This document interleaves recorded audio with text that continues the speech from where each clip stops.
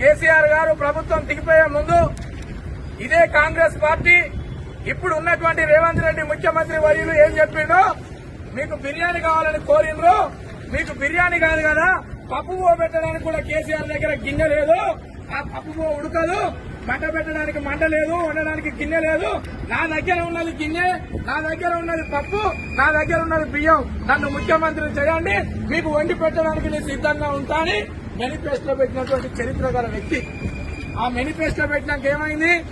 నేను ఇవాళనే సంసారం చేసినా, ఇవాళనే గద్దెనెక్కినా, నేను చదువుకోవడానికి కొంత టైం కావాలన్నాడు.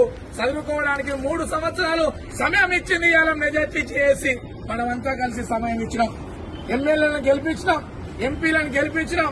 నిన్న కాక మొన్న మున్సిపల్ ఎలక్షన్ లో కూడా ఈ ఆర్టీసీ బిడ్డలు నిన్ను నమ్మిన కనుకనే, ఈ ఆర్టీసీ బిడ్డలు ఇంకా నిన్ను నమ్ముతున్నారు కనుకనే మీ వాళ్ళను మెజార్టీగా గెలిపించి మీకు పట్టం కట్టింది.